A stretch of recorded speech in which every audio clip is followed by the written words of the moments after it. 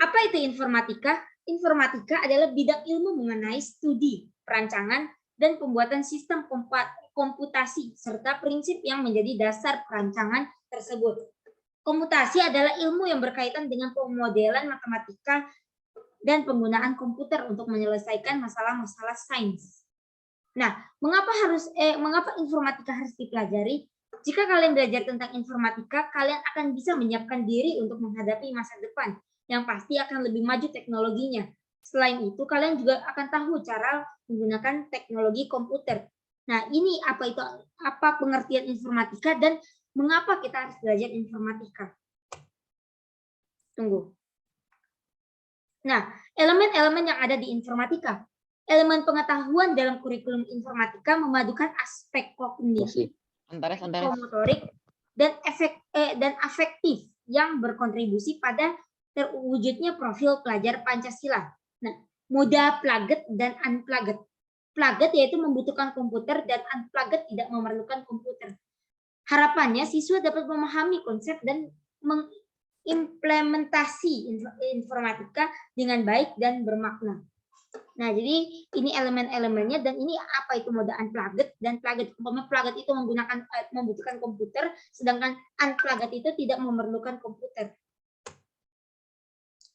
Nah, ini. Tunggu. Apa yang akan dipelajari dalam mata pelajaran informatika? Yang pertama, berpikir komputasional. Dalam materi ini, kalian akan belajar menyelesaikan persoalan sehari-hari yang dibaliknya mengandung berbagai macam konsep keilmuan seperti informatika, matematika, sains, dan ilmu sosial. Ada sainsnya loh. Dan semoga aja nggak hitung-hitungan sainsnya. Di situ teknologi dan informasi komunikasi. Dalam bagian ini, kalian akan belajar cara membuat karya digital, berkomunikasi via surel, menggunakan peramban untuk mencari informasi, serta mengelola file dalam folder. Di situ SK atau sistem komputer. Dalam materi ini, kalian akan belajar mengenai definisi komputer, komputasi dan sistem komputasi, bagian-bagian utama komputer, dan fungsinya. Interaksi perangkat keras dan perangkat lunak dengan piranti lain yang terhubung. Habis itu analisis data. Dalam bagian ini kalian akan belajar tentang pengelolaan dan penyajian data bervolume kecil untuk tujuan tertentu. Duh, kok nggak mau di next ya? Nih, 30 ini loh, 37 ini 37 halaman untuk membuat satu ini. Ini aku udah rangkum-rangkum ini sama tim project kita.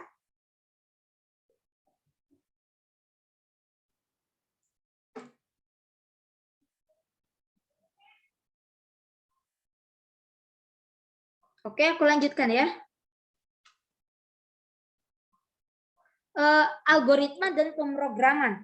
Dalam materi ini, kalian akan belajar membuat program dengan menggunakan blok visual untuk menghasilkan suatu karya kreatif. Dampak sosial informatika. Dalam materi ini, kalian akan belajar mengenai sejarah, perkembangan, peranan, dan dampak positif maupun negatif teknologi informasi dan komunikasi dalam kehidupan sehari-hari. Nah, praktik lintas bidangnya, yaitu selain mempelajari materi-materi di atas, kalian juga akan belajar bekerja sama dengan teman-teman kalian untuk membuat karya dan mencoba menyelesaikan masalah. Nah, what? Oke. Kalau nggak salah ada ya soal di ulangan informatika tuh yang kayak, jadi ada kelereng ada bolongnya gitu. Kalau pengen bikin itu tuh, aku tuh bikin itu nanti coba ya.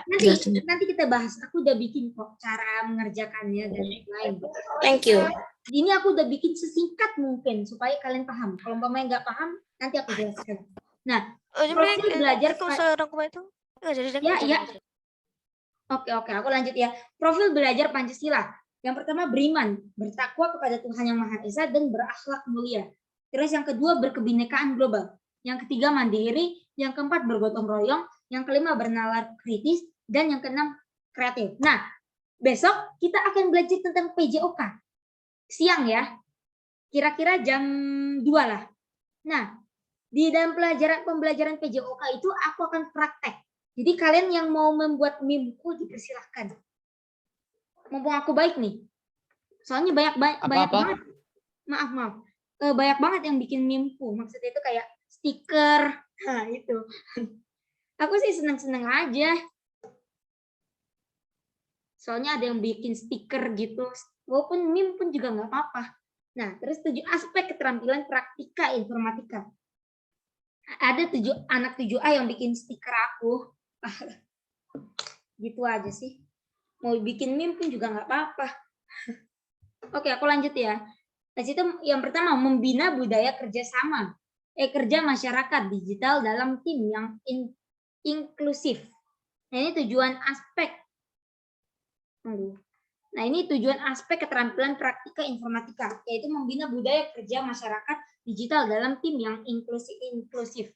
Habis itu berkolaborasi untuk melaksanakan tugas dengan tema komputasi. Habis itu mengenali dan mendefinisikan persoalan yang penyelesaiannya dapat didukung dengan sistem komputasi.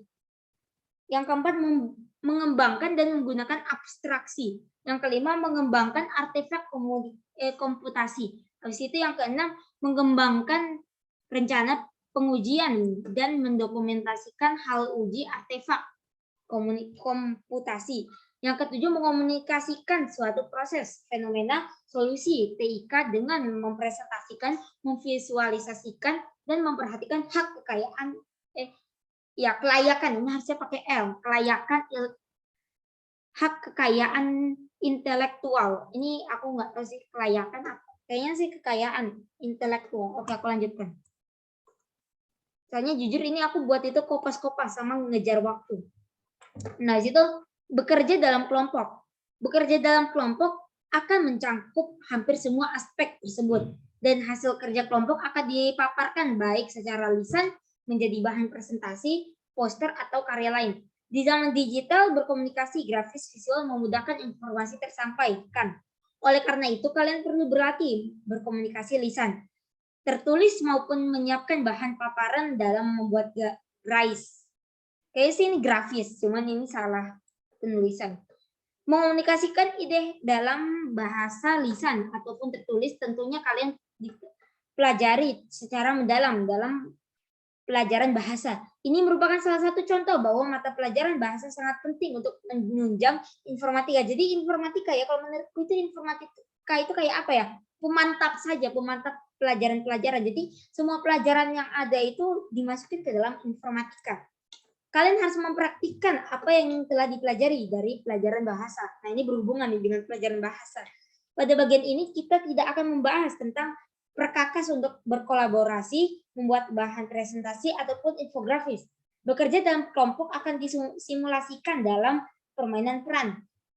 Presentasi akan diberikan praktik yang baik, praktik baiknya. Sedangkan infografis akan diberikan arahan tentang apa yang disebut infografis yang baik.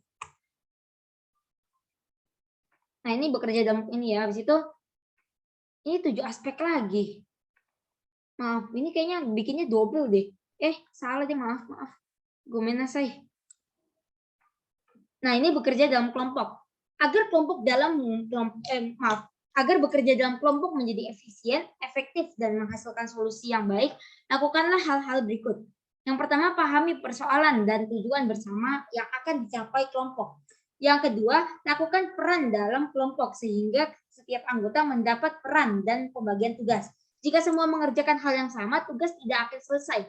Harus ditunjukkan ketua kelompok jika anggotanya banyak atau hasilnya perlu dikumpulkan dan diintegrasikan. Nah, jujur ini benar, sangat efektif, apalagi pas pembuatan materi ini. Jadi aku itu bagi-bagi tugas nih, kan timnya itu kan ada 6 orang, jadi 2 orang tema 1, 2 orang tema 2, 2 orang tema 3. Dan benar, efektif. Walaupun cuma kerja 1 malam pun juga sangat efektif. Nah, ini yang nomor 2 ini bekerja dalam kelompok ini sangat benar, sesuai dengan yang ada di pelajaran TIK. Nah, terus yang ketiga, kerjakan tugas sesuai peran masing-masing. Jangan khawatir kalau perannya berbeda. Kalian dapat berganti peran pada tugas berikutnya. Umpama nih, kalian udah selesai. Habis itu teman kalian ada yang kesusahan atau nggak bisa. Nah, mungkin ada les dan lain-lain. Kalian bisa gantiin. malah gimana ya, malah seru kalau umpamanya kalian bantuin terus daripada kalian udah selesai tugas habis itu kalian dengan kesibukan kalian sendiri, gimana ya, kurang seru aja sih kalau menurutku. Terus yang keempat, setelah masing-masing mengerjakan bagian sesuai perannya, tim harus berkumpul untuk mengintegrasikan hasil kerja masing-masing. Jadi kayak mengevaluasi kembali, umpamanya apa ya nih yang kurang atau mungkin front-nya itu harus pakai yang apa. Nah itu jujur iya, apalagi yang penghias-penghiasnya itu. Yang bantu hias itu pas hari itu Keisha sama siapa ya? Nisa kalau nggak salah. Iya. Habis itu kelompok dipimpin oleh ketua kelompok atau diskusi. Merumuskan kesimpulan semua kelompok dengan berdiskusi. Iya. Jadi apa ya, kalau umpamanya kita ikut kerja kelompok, tidak tentu. Umpamanya kita ikut kerja kelompok, mungkin ada orang yang merasa dirinya itu kayak apa ya, nggak gimana ya, kayak dia tuh nggak ngapain-ngapain gitu, kayak kurang berperan. Padahal sebenarnya itu memiliki potensi yang tinggi dan kalau umpamanya kita ajak itu bagus padahal potensinya.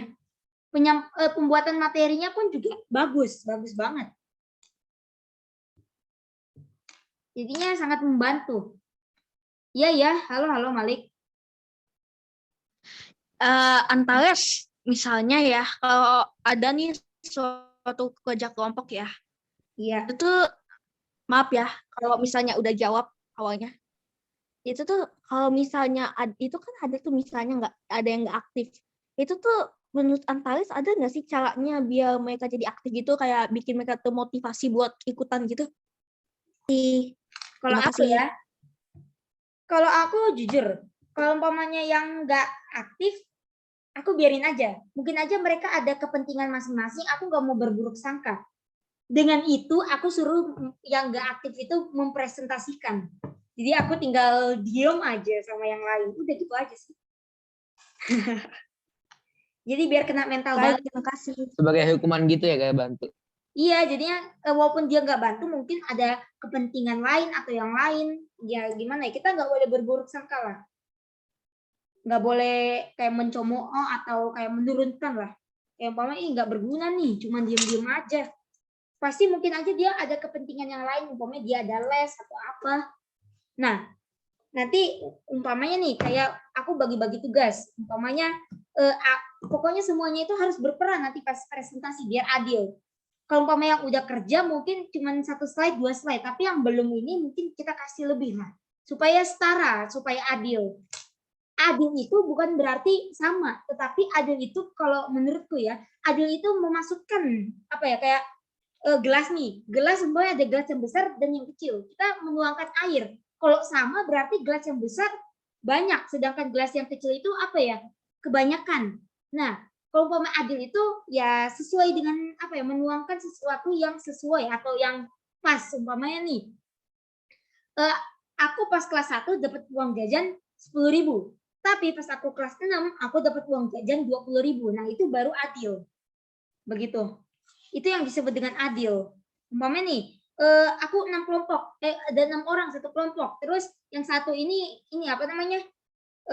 Kurang aktif. Terus ada 20 halaman. Mungkin aku bagi-bagi apa namanya? 2 nanti yang satunya lagi ini sisanya yang banyak gitu, supaya adil. Menempatkan sesuatu pada tempatnya. Begitu, itu menurutku. Oke, aku lanjutkan ya. Nah, deskripsi tugas. Agar bekerja dalam kelompok menjadi efisien, efektif, dan menghasilkan solusi yang baik, lakukan hal-hal berikut. Yang pertama, pahami persoalan dan tujuan bersama yang akan dicapai kelompok. Yang kedua, lakukan pembagian peran dalam kelompok, sehingga setiap anggota mendapat peran dan pembagian tugas. Jika semua mengerjakan hal yang sama, tugas tidak akan selesai. Harus ditunjuk ketua kelompok jika anggotanya banyak atau hasilnya diperlukan, dikumpulkan, dan diintegrasikan. Sebenarnya ini kurang lebih sama sih. Iya, sama persis. Oke, aku langsung aja ke pemanasan. Pemanasan sebagai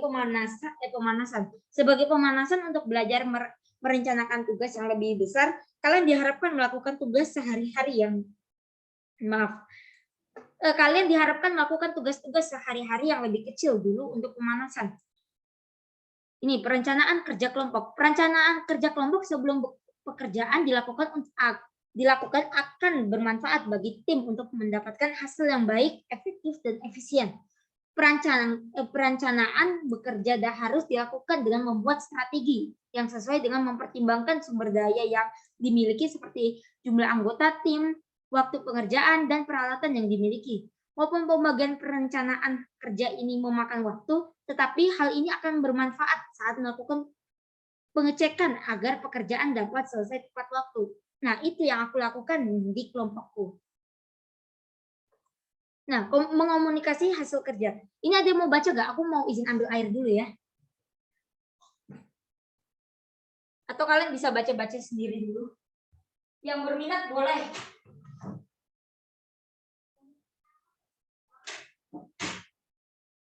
Komunikasikan hasil kerja. Komunikasi hasil kerja bisa dilakukan dengan presentasi dan demo produk atau dalam bentuk produk tampilan seperti infografis. Infografis berisi informasi teks dan gambar atau grafik lain akan mempermudah pembaca menangkap pesan yang dimaksud. B. Presentasi, laporan tertulis atau sebuah artefak komputasional, yaitu produk yang akan kalian hasilkan dalam aktivitas praktik informatika, perlu dijelaskan agar dapat lebih mudah dipahami. Terima kasih.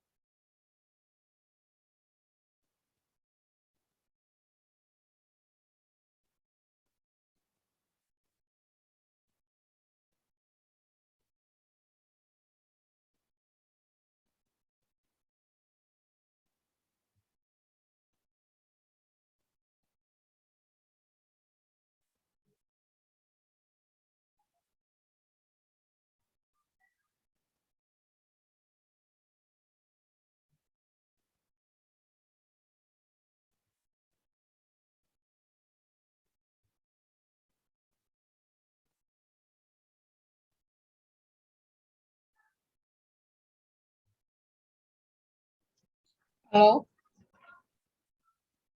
Halo, ya apa? ini aku yang nge-lag atau Antares gak ngomong? Ya, ya. Ares, kenapa? Saya nggak tahu. Aku ambil minum. Antara kan lagi minum. Ares gone. Iya, ya, maaf. Antara dia, dia gini, Lanjut gitu, ya. saya langsung gini, saya langsung kayak hilang. Oke, terima kasih. Oke, aku lanjutkan. Ini tadi udah ada yang menyampaikan apa belum? Minum dia. Tadi Alia tadi. Oke, terima kasih banget Alia. Ini Alia mana? Kaliani apa Alia Radipta? Aku. Pradipta. Oke, terima kasih banyak. Tunggu.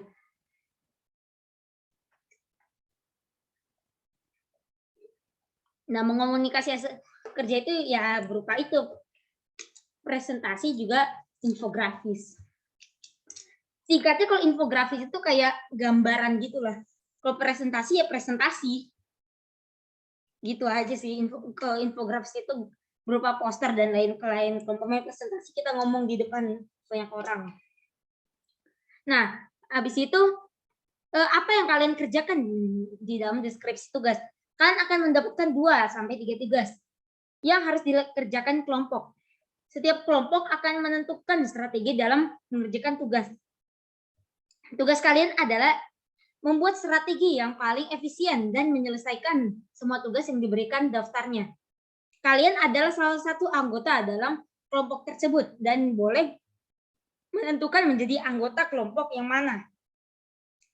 Usahakan setiap orang mendapat beban tugas yang sama. Nah, ini yang aku bilang tadi, yaitu adil, menempatkan sesuatu menempatkan sesuatu di tempatnya untuk kelima tugas secara keseluruhan. Aku izin minum dulu ya, aku tadi belum minum. Oke, belum. Sup. Oke, alhamdulillah. Aku lanjutkan ya. Infografis. Sebuah infografis. Nih, bidat lagi udah pengen habis nih ya. Aku cepetin ya. Sebuah infografis Oke. mempunyai komponen konten dan tampilan. Konten dan tampilan akan menjadikan sebuah infografis menjadi paparan yang mengomunikasikan hasil yang baik dan berhasil. Segi konten. Tujuan infografis dibuat untuk mengedukasi, himbauan, ajakan, atau lainnya, itu segi konten infografis. Jadi untuk mengedukasi, terus menghimbau, ajakan, atau lainnya kayak larangan gitu. Nah, kepada siapa infografis ditujukan? Misalnya membuat infografis untuk adik-adik TK dan berbeda dengan infografis paparan proyek sains kalian. Ya beda lah. Kalau TK itu biasa berwarna. Terus kalau umpamanya ini ya cuma warna hitam putih, udah gitu aja sih. Nah, kalau sekarang itu ya yang penting bikin selesai ya sudah selesai. Yang penting bisa dinikmati dan bisa buat dipelajari. Ampun, kira tutupnya belum ini bisa laptopku basah, habis itu meledak luar. Nah, habis itu infografis saintik. Kontennya harus lebih saintik. Jadi sesuai dengan kontennya lah, sesuai dengan kaidah sains. Nah, konten harus benar, masuk akal dan jelas sumbernya. Konten bergantung pada tujuan infografis dibuat.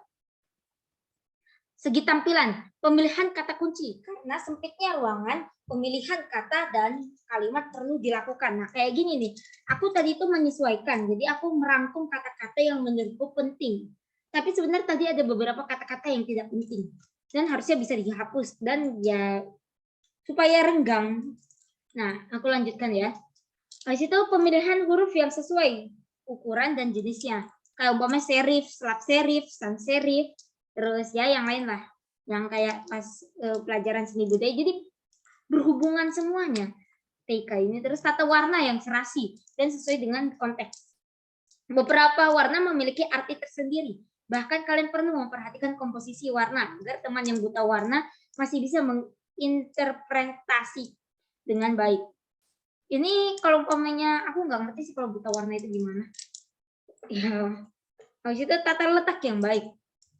Itu segi tampilan.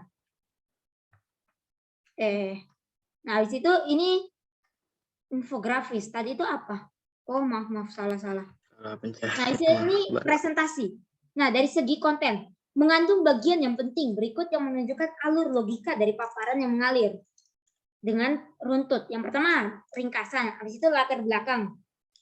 Yang ketiga, paparan utama. Yang keempat, penutup atau kesimpulan.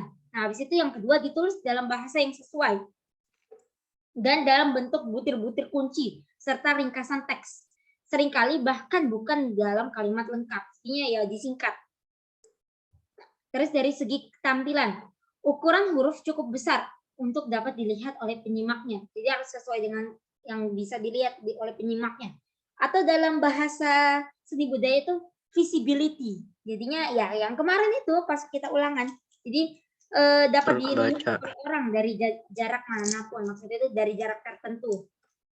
Terus seimbang antara teks dan gambar atau ilustrasi. Terlalu banyak ilustrasi mengharuskan banyak narasi. Terlalu banyak teks akan sulit ditangkap dalam waktu singkat. Nah, di situ 3. Jumlah lembar yang sesuai dengan waktu yang disampaikan. Makin singkat perlu sedikit lembar presentasi yang harus padat. Dan harus padat. Ini udah aku usahakan sih. Ini sepadat-padat mungkin. Sesingkat juga sepadat-padat mungkin. Habis itu yang kedua berpikir komputasional. Nah, pengertian berpikir komputasional. Berpikir komputasional adalah cara berpikir untuk menyelesaikan persoalan dengan cara penyelesaiannya. Jika dikembangkan dapat dilakukan oleh komputer. Dengan demikian, kita akan belajar bagaimana menyelesaikan berbagai persoalan dengan cara efektif dan efisien.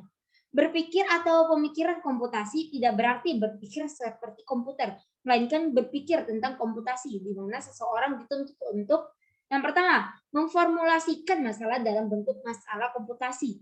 Yang kedua, menyusun solusi komputasi yang baik dalam bentuk algoritma atau menjelaskan mengapa tidak ditemukan solusi yang sesuai. Ini pengertian berpikir komputasional ya. Nah, habis itu efisien. Apa itu efisien dulu? Efektif. Bedakan efisien dan efektif. Efisien yaitu tepat atau sesuai untuk mengerjakan, menghasilkan. Terus yang katanya berpikir komputasional, algoritma gitu-gitu ada di sini kan? Ada. Aku udah lengkap nih, aku udah lengkap. Ini aku udah gabungin yang gurunya Pak Wijaya, aku manggil Pak Wijaya atau Om Jay lah. Habis itu sama Pak Ramli. Nah, efisien, tepat atau sesuai untuk mengerjakan atau menghasilkan sesuatu dengan tidak membuang-buang waktu, tenaga, biaya, maupun menjalankan tugas dengan tepat dan cermat, berdaya guna, bertepat guna, sangkil. Maksudnya efektif. Ada efeknya, akibatnya pengaruh